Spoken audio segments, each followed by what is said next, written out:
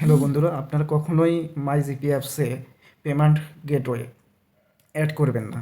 কী কারণে অ্যাড করবে না সেটা বলতেছি। আমি মাইজিপি অ্যাপসটি ওপেন করি। আপনারা যদি কখনো মাইজিপি অ্যাপসে এখানে দেখেন এক ট্যাপে রিচার্জ করতে পেমেন্ট পার্টনার সিলেক্ট করুন। আপনি যদি এইখানে পেমেন্ট পার্টনার সিলেক্ট করেন, আমি দেখাই দিচ্ছি, বিকাশ, নগদ, অথবা আপনার যদি মোবাইল ব্যাংকিং অথবা ক্রেডিট কার্ড যদি আপনারা অ্যাড করেন, তাহলে দেখা যাচ্ছে যে আপনার বিভিন্ন সময় চাপ লেগে অটোমেটিক পে হয়ে যাবে।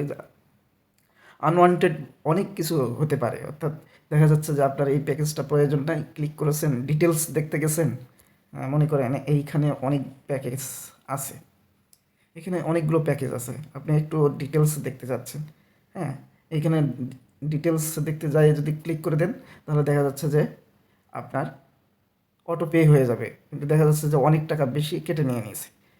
এইটা কখনোই করবেন না। আমি অলরেডি 1148 টাকা ধরা খেয়েছি, যে কারণে আজকের এই ভিডিওটি বানাচ্ছি এবং আপনাদের সকলকেই সতর্ক করে দিচ্ছি। আপনারা যারা মাইজিপি অ্যাপস ইউজ করেন, বিশেষ করে এরা কখনোই বাংলাদেশের ই কমার্স পলিসি মেনে চলে না।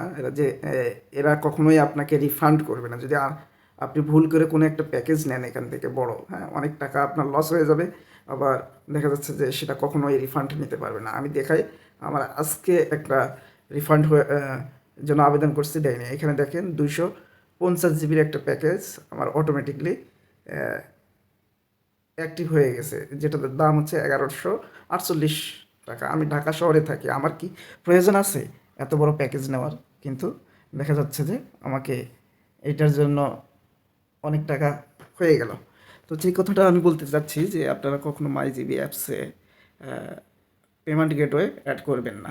এটা খুবই সতর্ক থাকবেন এবং প্রত্যেকটা প্যাকেজ ইউজ করার সময় অবশ্যই দেখবেন যে আবার অটো, এই যে এখানে অটো দেওয়া আছে, হ্যাঁ, এটা আপনারা সবসময় ডিসেবল করে রাখবেন। অটো রিনিউ কখনোই অটো রিনিউয়ে অ্যালাউ করবেন না, হ্যাঁ। আর মাই জিপি অ্যাপসে কখনোই রিফান্ড পাবেন না। এরা হচ্ছে এক নম্বর বাংলাদেশের প্রতারক। এদের কাছ থেকে লক্ষ লক্ষ কোটি কোটি গ্রাহক প্রতারিত হচ্ছে।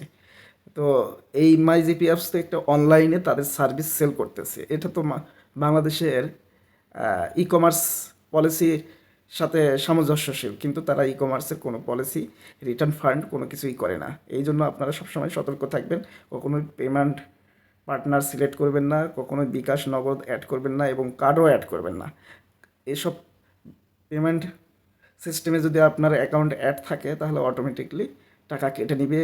অটোমেটিকলি দেখা যাচ্ছে ভুলবশত আপনার কোনো প্যাকেজ অ্যাক্টিভ হয়ে যাবে, আপনি আর রিফান্ড করতে পারবেন না। আপনারা যে অর্থনৈতিকভাবে ক্ষতিগ্রস্ত না হন, সেই জন্য আমি সচেতনতামূলকভাবে এই ভিডিওটি তৈরি করেছি। ধন্যবাদ সকলকে। আসসালামু আলাইকুম।